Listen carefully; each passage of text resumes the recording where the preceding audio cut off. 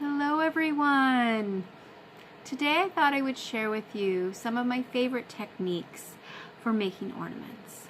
Now I've made ornaments for years. I started back in high school in some of our art classes. I think it was the ceramics class that got me going. I would make hearts out of some of the clay and then gift those hearts to family and friends. And I just kept on going, through high school, through college, through young adulthood. There were points where I had very little money and was making ornaments out of whatever I could get my hands on.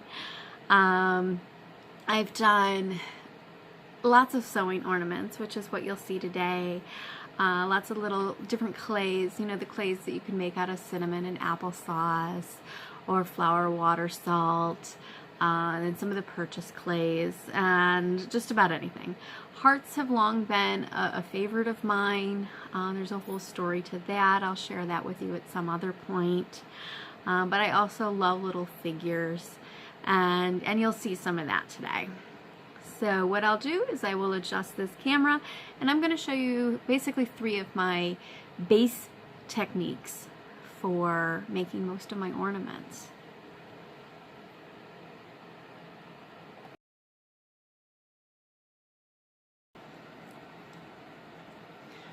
Okay, for this first technique, we're going to use some wool.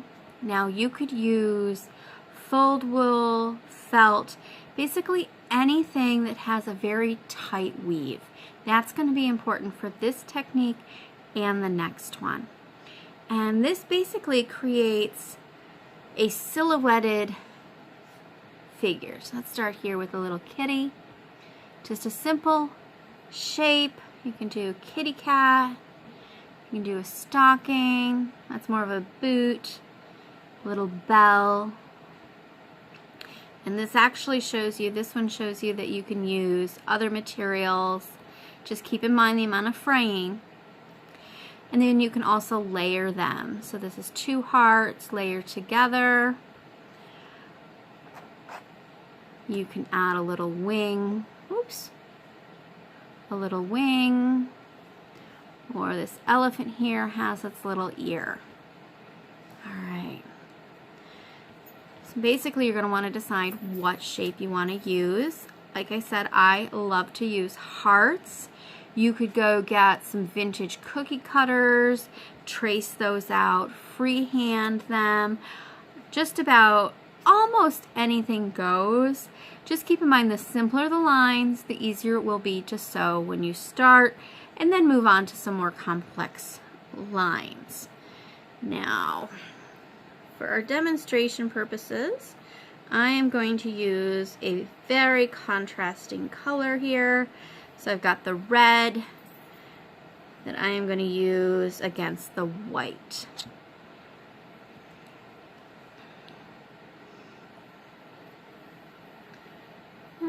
So it stands out. I'm actually going to go with all 4 strands that I apparently pre-cut here.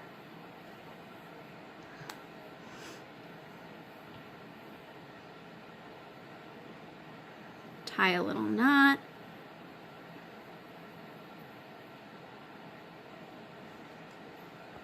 Now, I like to put my knot in between my layers.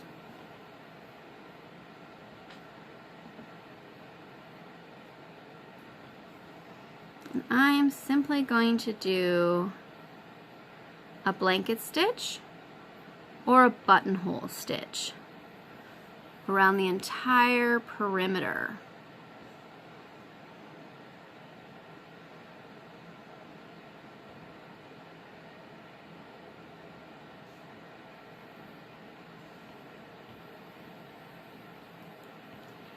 Now, you may wonder about the spacing. Sometimes people like to mark the spacing. Oops, apparently that marker's not going to work. This is one of those friction pens.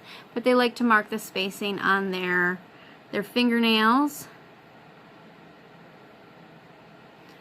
or their fingers themselves. I'm realizing my nails look really gross. I was doing a little bit of dyeing. I have a couple projects going all at the same time.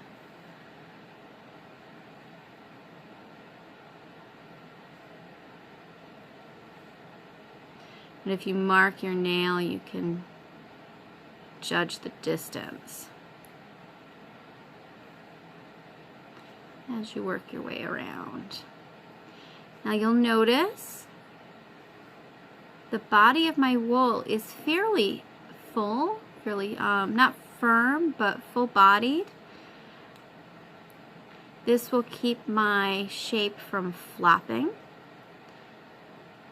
If you have a material that you think is too loosely bodied, too softly bodied, you could definitely do a layer of interfacing inside.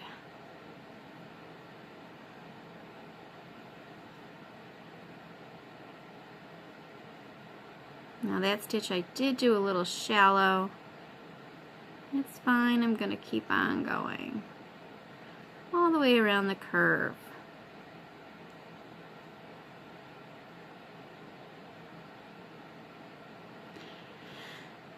Now I like this technique obviously for my little figures that I have, that I showed you. This was, well, these little figures were back in, I had a date on one of these, the early 2000s.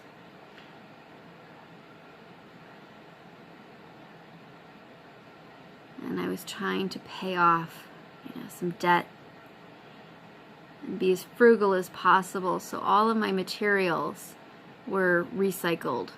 Oh, to finish this off, because I have this end, I'm just going to tuck my way back through and bury my thread inside. And I'll need to get a little more to continue.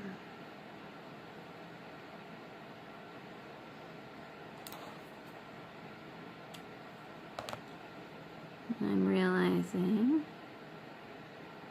I need to make sure I save enough for our next step.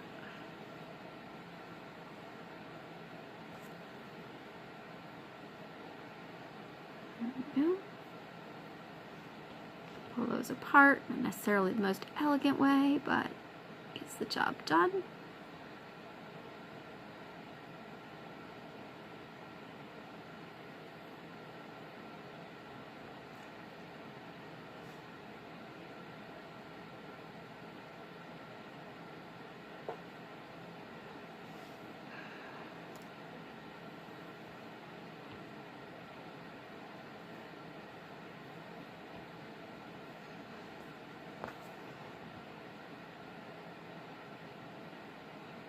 Now I can just continue from where I was.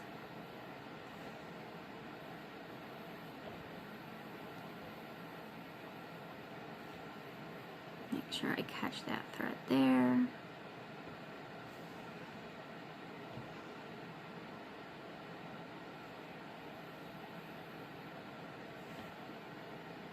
And I did drop one there. And that's fine.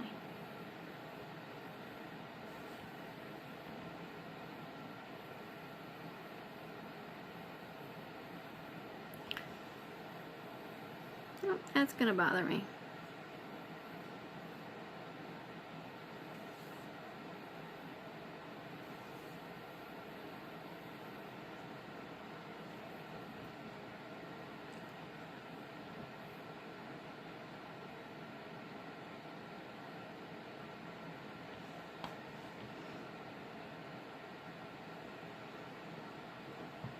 All right, got a new thread.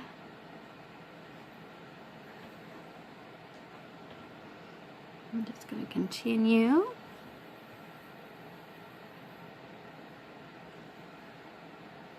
Now up here at the top, I like to do a centering thread and then continue on. Kind of makes it a little triplicate up there. To not come out quite as even. Trying to sew at a distance here.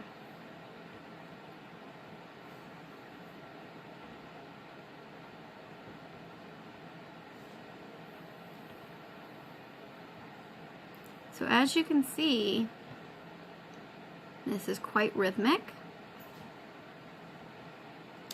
Same stitch over and over, going around the perimeter.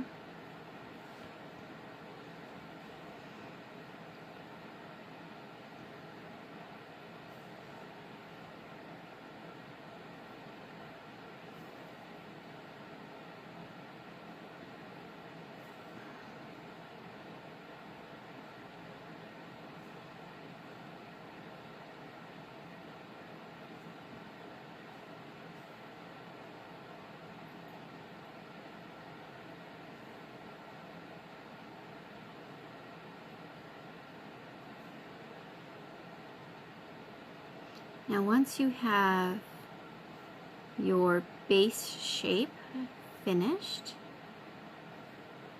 you can of course embellish the inside any way you wish.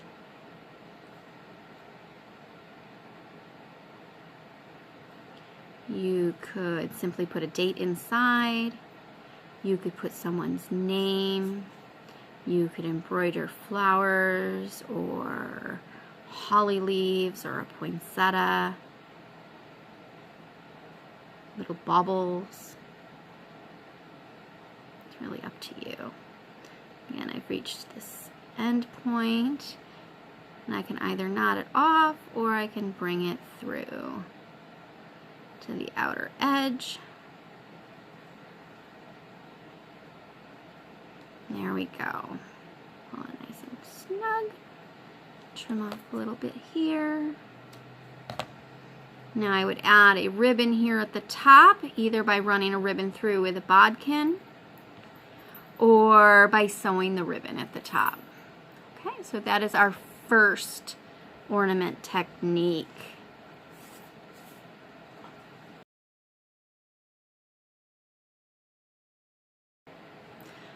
Okay, so for our second technique, it's going to be very similar to our first technique, but we're actually going to fill the heart this time.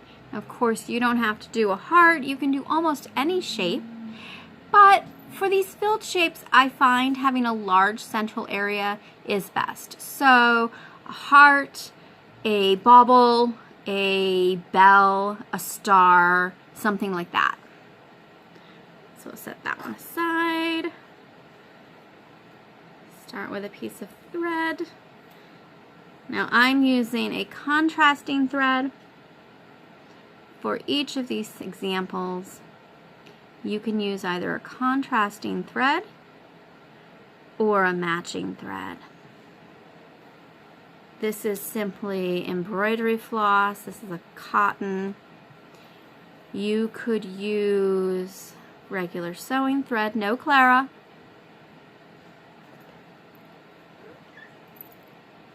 Thank you. Now in this case, for the last one, I started right at the bottom. I'm actually going to start up here a little ways. That gives me a straight section to stuff and close after I've stuffed. Just from experience, I find that easier. All right, so again, we are going to do either a blanket stitch or a buttonhole stitch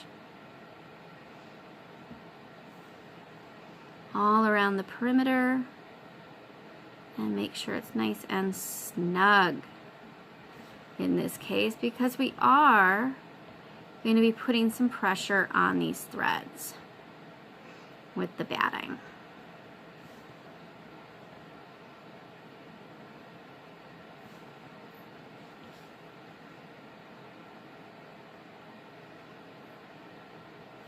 Now again, you want to make sure you have a material that is tightly woven enough that it's not going to fray too much along the edge. I love working with fulled wool. You might enjoy some felt.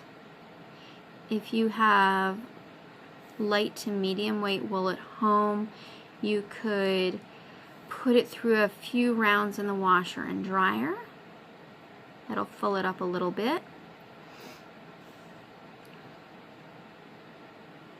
Or if you have an extra pot, not one that you're going to need to cook with, you could actually boil your wool right on the stove. That's one of the things my grandmother used to do.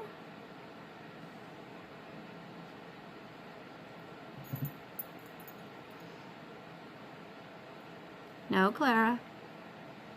No, we're busy.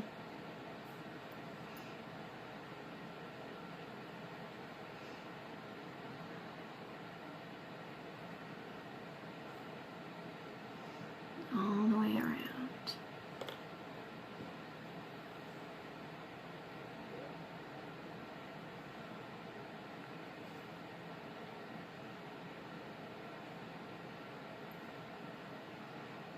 Yeah, I don't know if you can see out of the corner of the camera. I have a particular feline trying to get my attention. My stitches might not be perfectly even right there. I'm trying to make sure I hold this so you can see as well.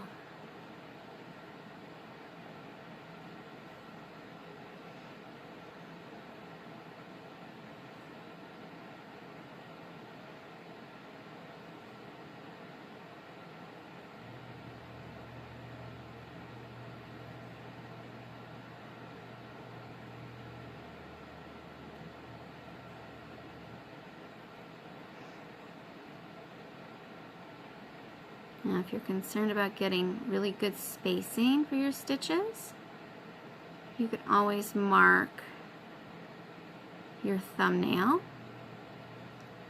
Now I'm finishing off this end here by bringing the thread through and then just snipping. It disappears really well. New thread.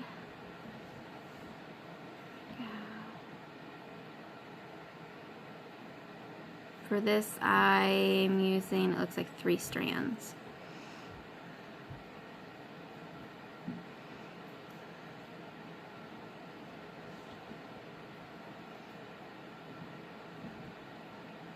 As you can see, I never learned a proper technique for doing that.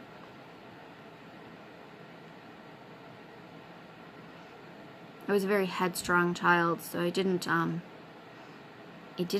really learn well from others. I was determined to figure it out my own way. So I may have some bizarre techniques. Okay.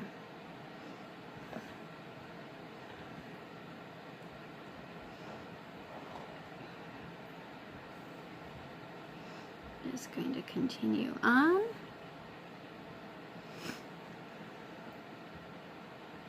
We're going to go all the way down to the bottom of the heart. And then just around the corner.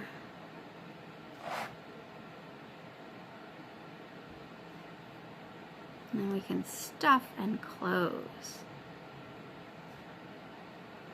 Now I like the softness that this more three-dimensional version creates. This is something that I like to see embroidered. Oops, there we go. Now we're down at the bottom. Okay. Now for these bottoms, sometimes I like to go back through the center here so that I know I get exactly in the same place for this corner stitch. And then I can go on one more stitch. There we go. Set my needle down. I've just got some polyfill here. Now, of course, You can use wool, roving, wool scraps. Now, while some items I firmly believe need to be well stuffed, I find these prefer to be lightly stuffed. There we go. Squishy, pretty even, like that. I think that's a good fullness. Okay. Stick everything down in there, close the sides, and then we're just going to continue our stitch. Remember, keep that tension fairly tight.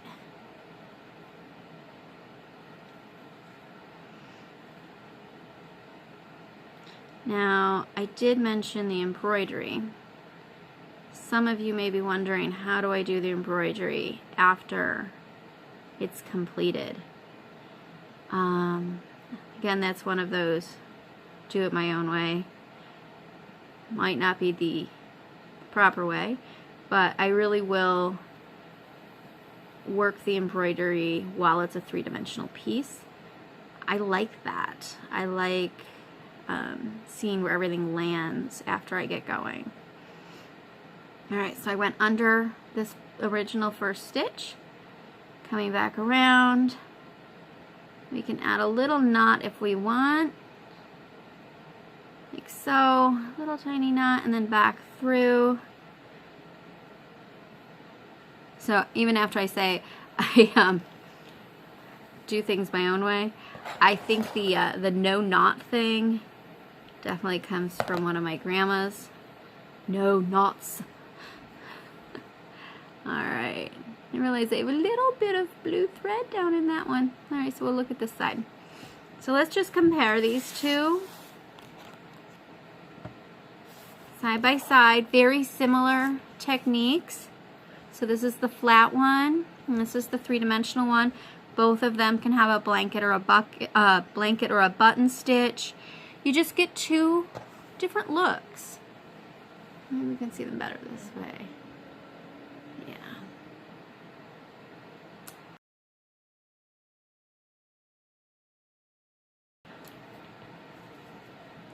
All right, time for our third technique. This technique covers pasteboard with fabric.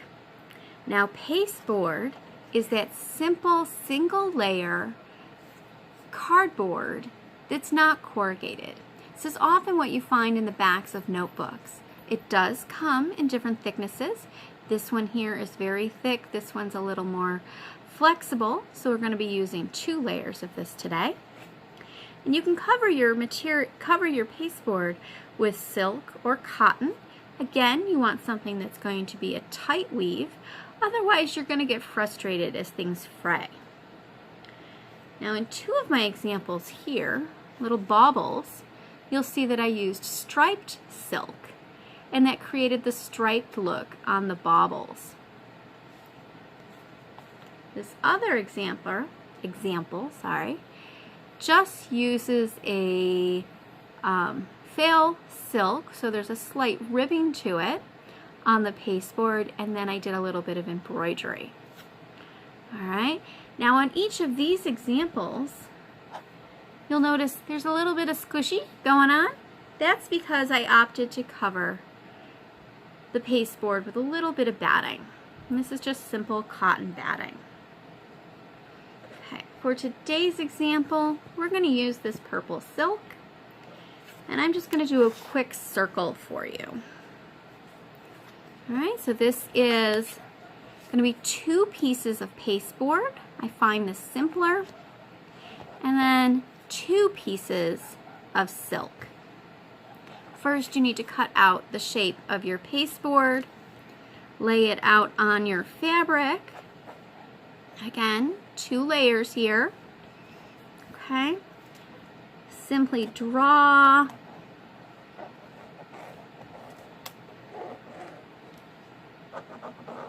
your shape.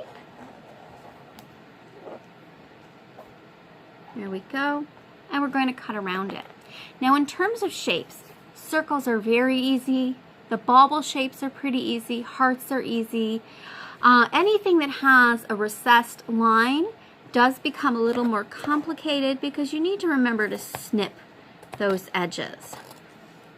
Now when I cut this out, you're going to notice that I'm giving myself a large seam allowance. I just rough cut it there, hoping you can see that line. But I'm cutting a very large seam allowance. This is over a 1/2 inch. I might be exaggerating a little bit for the video, but I'd rather you have too much than too little. Okay, let's compare. You can see how much pasteboard we have in comparison to the silk, and of course we have 2 of those. Now if we want to do some batting, for the batting we only need a single layer, unless you want it really puffy. You know, I'm kind of feeling the puffy. I put my little batting pieces back together. Alright, no, that didn't work. It took them apart, we were done there. Alright, let's go like this, fold it in half. And I'm just going to cut around here. Now this is just to put the batting on one side. You can put batting on both sides if you wish, of course.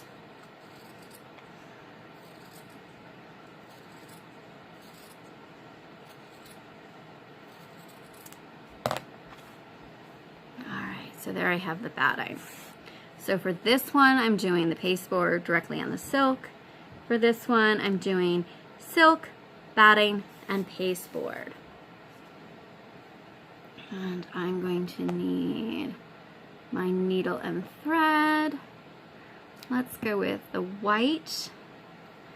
Now, when I'm working with silk, I do prefer a finer needle. You want a sharp,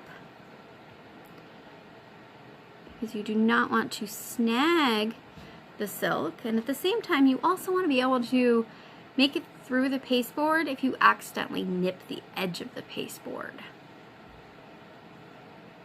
Now for this first step we're going to gather the silk, so I'm doing an exaggerated knot to make sure that it does not slip through. Now I'm making sure that my outline is going to be on the inside against the pasteboard.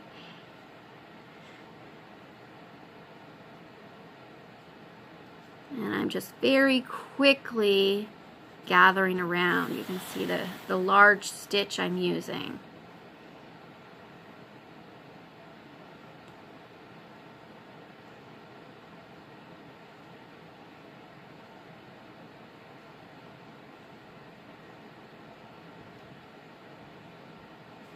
There we go.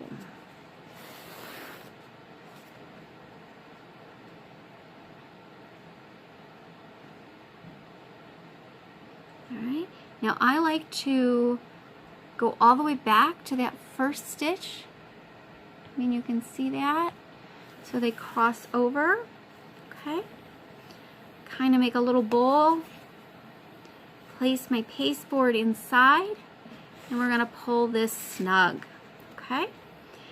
Now I like to crisscross around my pasteboard.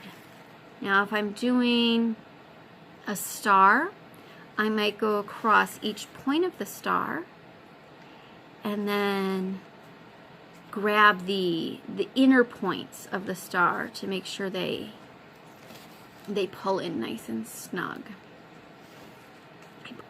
So again, I'm doing an exaggerated knot. And when I say exaggerated, I mean a larger knot. For our other side here. Okay. Going around, big stitches.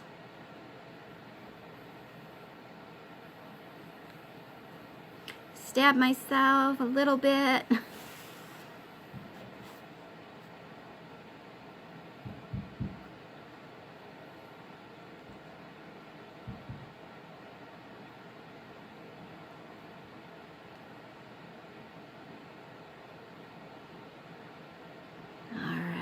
Back to the beginning, again with a little bit of an overlap. There we go, you can see that, I hope. All right, now we're placing the soft batting down first, and the pasteboard is over that. Get everything nice and centered. Hold it with one hand and pull. Sometimes you need to smooth a little bit. I think this did pretty well. And now we're just going to go back and forth a few times.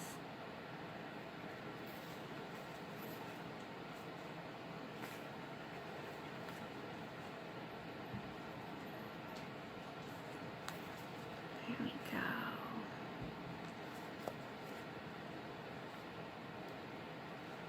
Now sometimes I do this so tight that I find I don't even need to tie that off.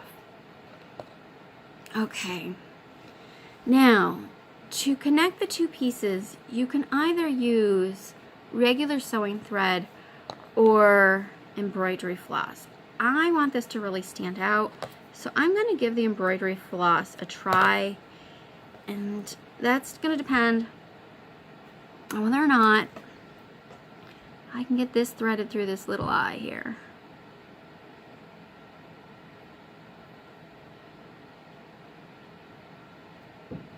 There we go, come on. All right, success. Now what I'm basically going to do is take the two halves and put them together. Simple knot. These two will go together. This is a point where on occasion I'll decide to add a ribbon, and I'm realizing I didn't actually bring any ribbon over with me because I wasn't planning on doing that. But here, this might work. We'll just use this for an example. Sometimes you want to put the ribbon in between the layers, and that works out lovely. Like I said, I did not think ahead and bring over ribbon. So I'm just going to put these two together. You could, of course, add the ribbon later. How do I want to do? All right, so I hold the two together, fingers on the back, thumb on the front. I'm just going to grab the very edge of the silk, bring the thread through. In this case, I'm going to use my needle to push the knot inside. Now I'm going to grab the bottom and the top together. Sorry about that. Can you see that? Bottom and top. Pull both through, and now I'm going to move a few millimeters forward, again bottom and top, just through the very edges of the silk, and pull. We're getting a nice diagonal stitch. Okay, through both layers and pull through. All right. I've got to say, this cotton embroidery floss definitely is harder to pull through than regular sewing thread or even silk embroidery floss. So that is what you are hearing, likely.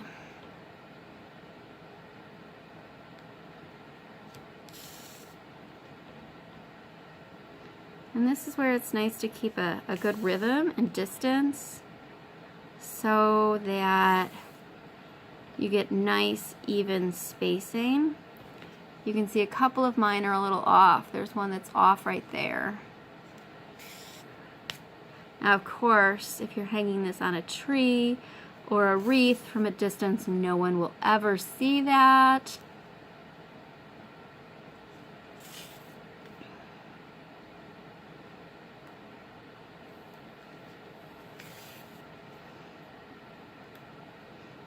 And this, I find, makes a nice, relaxing project.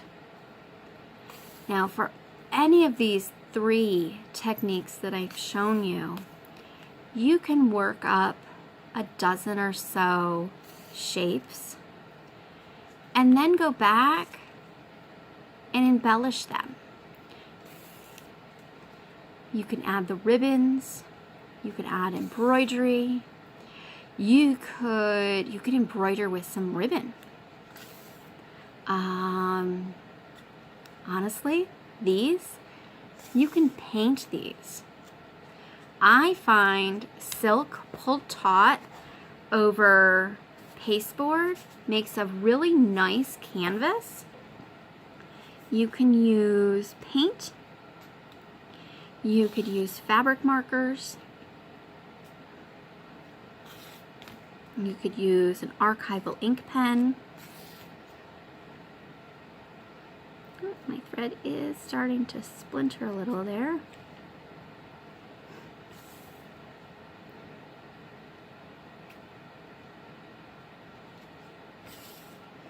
You could do sequins. Oh, you can definitely do beads. It really is rather endless what you can do with these.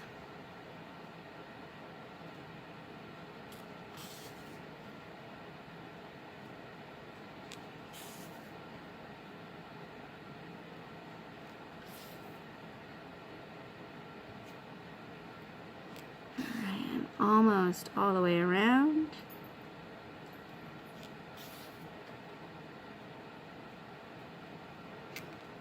Now you can go around once, or you could go back around and turn all of these little diagonals into little X's. And I really enjoy the look of that.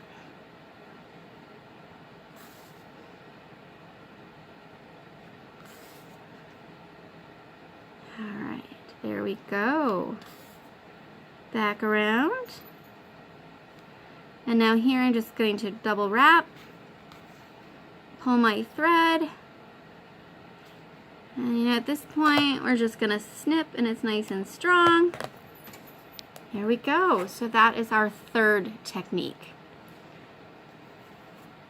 Like I said, you can do with silk, cotton, velvet, find a few stripes, do a little embroidery. Sky's the limit. All right.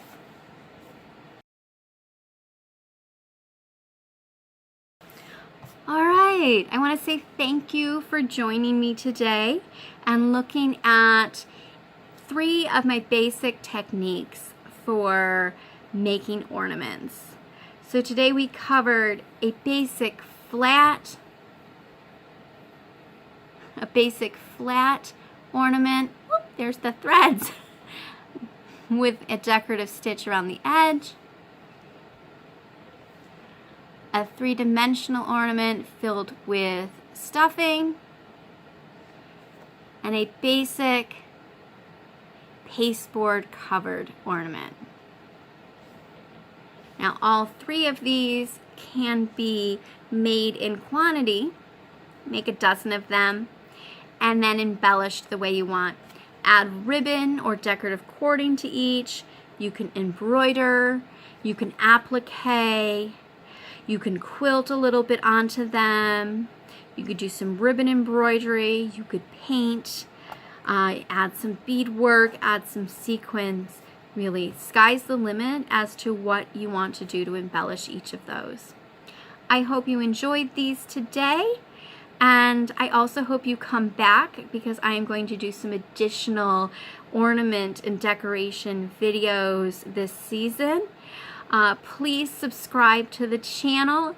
This is, I think, the first time I've ever asked people to do that. Subscribe below. And if you would really like to, consider following me on WordPress or joining me over on Patreon. Thank you.